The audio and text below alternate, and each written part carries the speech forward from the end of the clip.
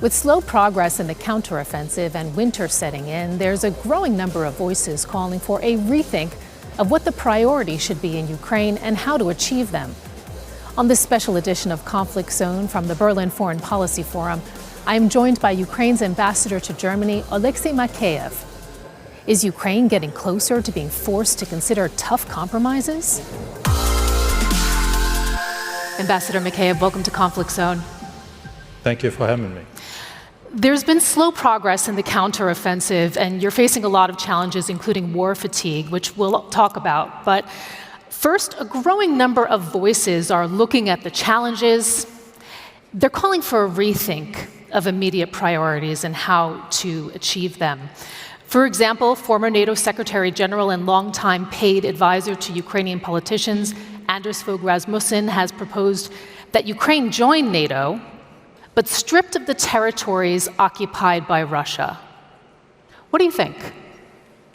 Well, I think everybody is absolutely correct about the fact that the best security guarantee for Ukraine or for any European country of today is membership in NATO and strong armed forces. We have second, but we don't have first.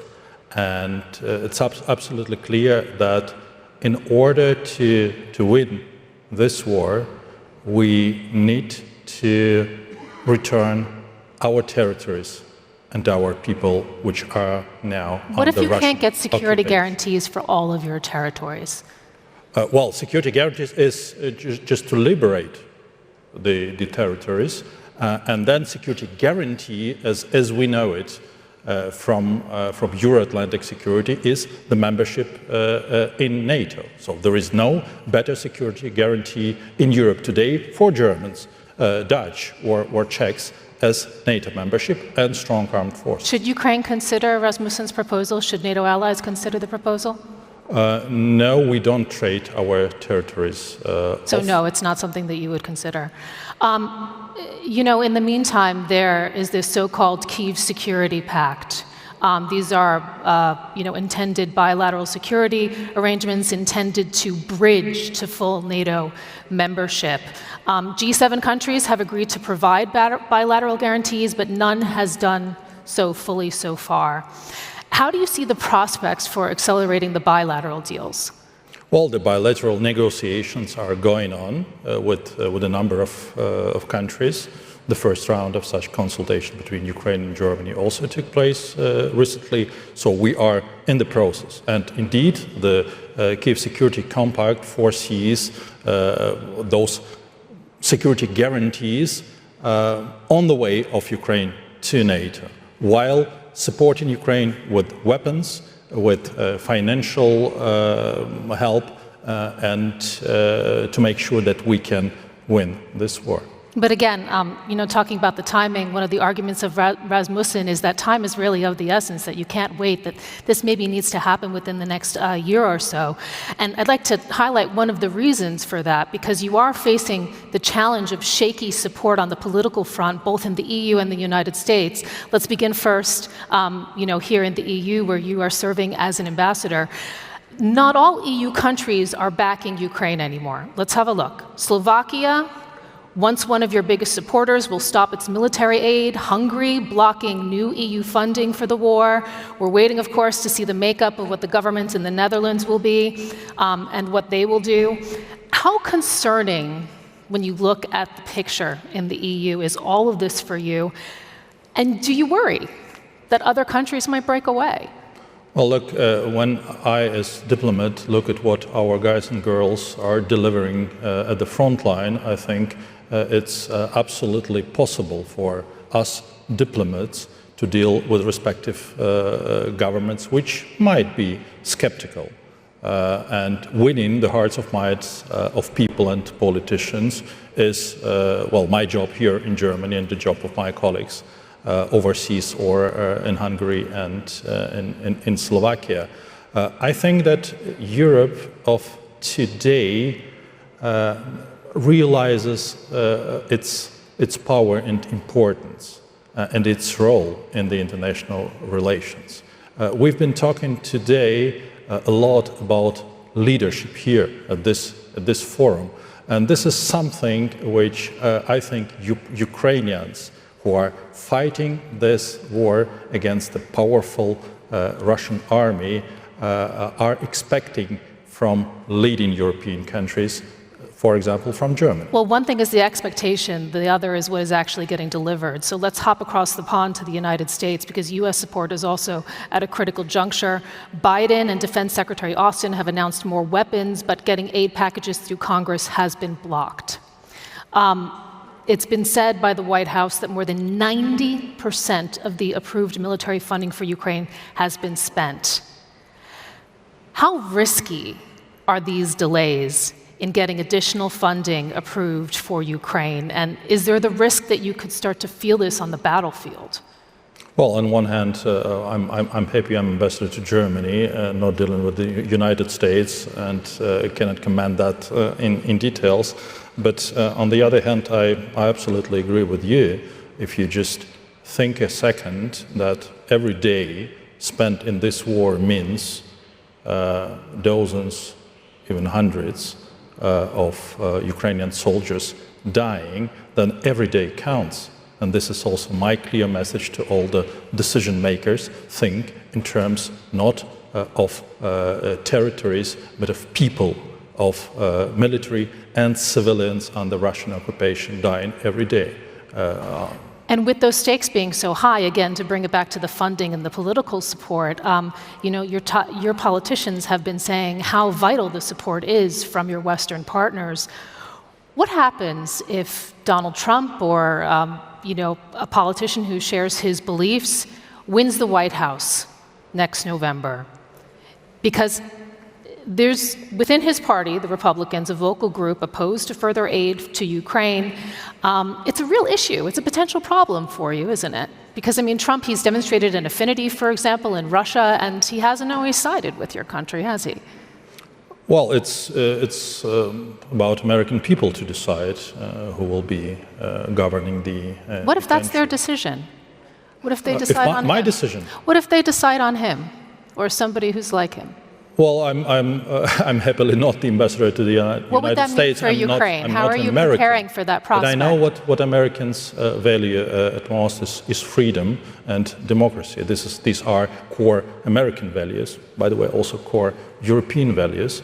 And I do hope that the broad support in the United States for this fight for democracy and freedom will also reflect in the results of the elections. How high do you see the risk that your partners can't keep up the pace to meet Ukraine's needs? Well, from what I heard from my German colleagues and from what I hear from my fellow colleagues, diplomats and ambassadors of Ukraine to different countries, the support will not be diminished. And I got direct calls from my colleagues from the Ministry of Defense, Ministry of Foreign Affairs of Germany, saying, guys, we will continue to support you. And look at the figures in the budget of the Ministry of Defense of Germany for the next year for support of Ukraine. It's doubled. And this is the right way to approach things. I agree, we all, not only our partners, we all face these problems of ammunition, enough air defense systems, because I can count all those systems and just imagine where, if I were kind of chief of staff, where can I place those 5 or 6 air defense system which we got from Germany, where I place some 50 of Gepard Flakpanzer to protect critical infrastructure which is being daily shelled by Russians, or protect our troops. This is why our call is to give us the weapons to defend cities and the troops, and to advance. And for advancing, we need aircrafts, we need battle tanks and infantry fighting vehicles, and of course artillery. This is the war which combines features of the World War I with artillery barrages, and World War III with immense use of drones and artificial intelligence. We've been hearing from the Ukrainian administration that one of the biggest priorities has been pushing to increase your own production of weapons and equipment. Tell us, why is this so important, and how quickly can you do it in a meaningful way to really make a difference? Well, because we need to reconsider the way the weapon is being produced. For example, the usual delivery of an air defense system will be supported by a number of rockets, which will be delivered to the client. So the number of rockets which is being delivered in peaceful times, we use within 1 or 2 days. That means that if we get a Patriot system or IRIS-T system in times of war, it must be supplied by a bigger number of rockets. The same is with tanks and howitzers. How many shells are being shelled by a howitzer in Germany in peaceful times? We do it kind of hundreds a day, and this is different approach to production system and to technologies. And this is why we say and invite producers of weapon systems from Germany and from all over the world to start R&D and production localization in Ukraine. This is the place where the weapon is needed. So then give us some concrete examples of the types of contracts, indeed, that you're hoping to attract and sign, because you're pushing these joint ventures with companies from around the globe to manufacture in Ukraine, as you've highlighted. There's a big industry conference in Washington next week. What do you want to come out of that, just briefly? Well, I have seen a list of companies which are being invited. From what I understand, there's a lot of hopes riding on this particular. Pardon? There's a lot of hopes riding on this particular conference, though, isn't there? Well, we had a first defense industry forum in Ukraine back in September. The Minister of Strategic Industries was a part of Ukrainian delegation back in October here in Berlin, meeting main German companies. And we cannot exclude that such a bilateral forum with Ukrainian and German defense companies will be held later this year or next year. But the first company, I think, the first company which will open a repair hub would be a German company in Ukraine. Why would these companies want to do business in Ukraine? Because the challenges, there's some major challenges ramping up domestic production while war is raging. Investors, in particular, and this has been highlighted as the biggest one, they're concerned about an unreliable legal system and corruption. These, of course, are not problems that are easily solved, and they predate the war. Oh no! When you talk about this with German business, they first think about security. Security of premises, security of people, well, your finance minister has highlighted that the corruption in the legal system is what he is hearing as some of the biggest things among these concerns of these companies. In times of war, there is no tolerance, zero tolerance in our population towards corruption. Just imagine every morning Ukrainians wake up, look at the reports about air defense system down in Russian rockets and drones, and just sending the money to the armed forces of Ukraine. How those people would accept any signs of corruption in the government. So eradicating corruption, and we have established in the last 6 years a highly effective system of countering corruption, which is, by the way, was highly evaluated by the European Union in terms of preparing Ukraine to grant us the status of the country to start negotiations. So then tell me, when we look at the defense ministry, you have a new defense minister as of September. His predecessor, he made some big promises, because when we're talking about in particular corruption, we have to look at that ministry. There have been allegations of mismanaged military contracts. It's really put a stain on the ministry. The former minister, who was not personally implicated, he said when he left office that he was confident the ministry would return prepayments to suppliers that have gone missing.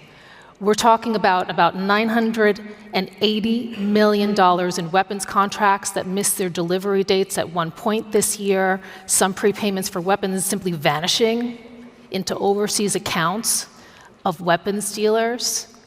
Can you really guarantee that all of that will be sorted? Well, I heard for the first time about overseas accounts, and once again, those are according to reports made to Parliament. And again, our government and this minister changed the team and introduced a new mechanism to make sure there is no possibility for corruption. And look at the interest of the defense companies to step into the business. They sincerely not talking to us about any legal terms or problems or allegations about corruption. They see here not challenges but opportunities to help us creating a future and modern Ukrainian armed force. And this is what we need, and many of European countries need that too. I'm going to move on now because, besides what we have been discussing with regard to corruption, especially in the defense ministry, there are also a lot of public disagreements that have been gathering attention recently, in particular between your president and your commander-in-chief, General Valery Zaluzhny.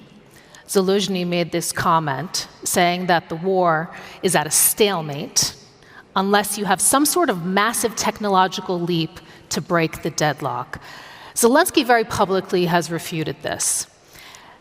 Such a public display of disagreement between your top general and the president has raised eyebrows, including among your partners in the West. Are there cracks in unity at the top? Oh no, I just jumped in to help to communicate about Ukraine for my Minister of Defense, and I'm absolutely sure I would jump in for everybody from my government. Of course, it's a good sign of diplomacy to always speak with one voice. This is the most effective way of communication. But still, this is also a kind of democracy. We've been dealing with a huge problem of trying to persuade people to manage expectation on the Ukrainian counteroffensive. So it was kind of back in May and June this year. So we expect Ukraine now to break through. But then, if you come back and we're going to get to that. We're going to get to that. Yeah. But I want to talk about the politics for a second here and the leadership, because Zelenskyy, further to that, appeared to publicly swipe at General Zaluzhny, reminding of the hierarchy and warning that the country's military leadership should not be entering politics.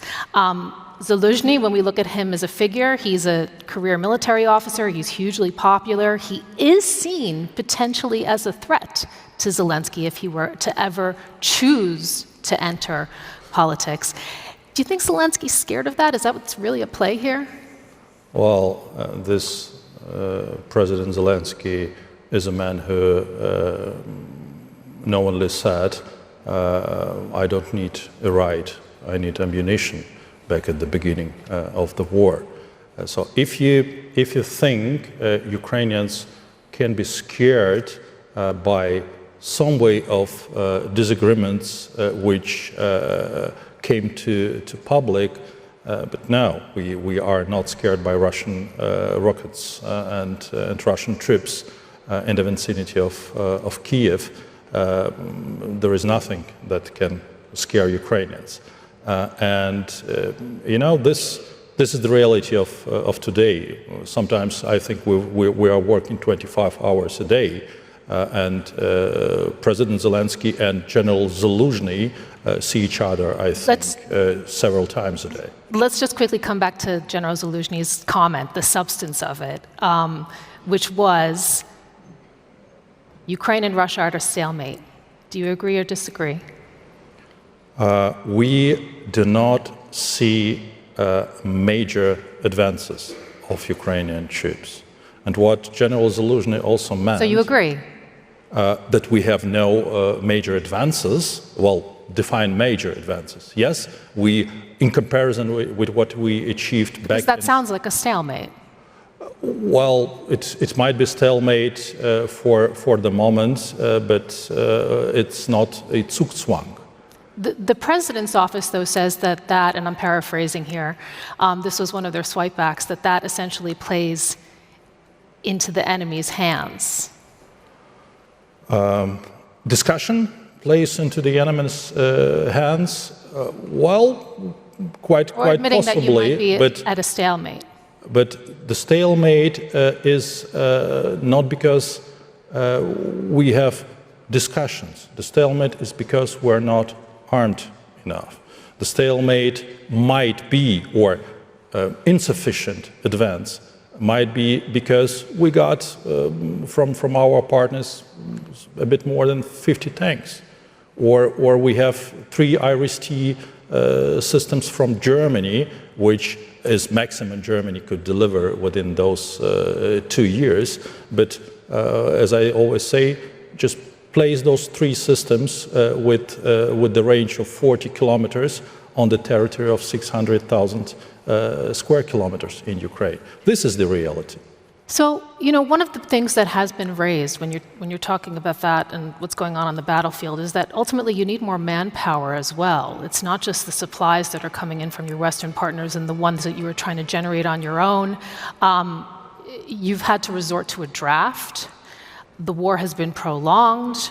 It's been said there are limited opportunities for rotation of soldiers on the line of contact. There are reports of some even evading the draft. We understand that Zelenskyy is going to get a list of reforms this week about what might be done to improve mobilization.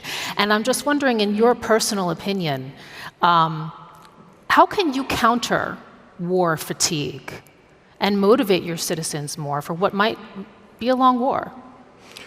Well, in order to understand this, you need to travel into Ukraine.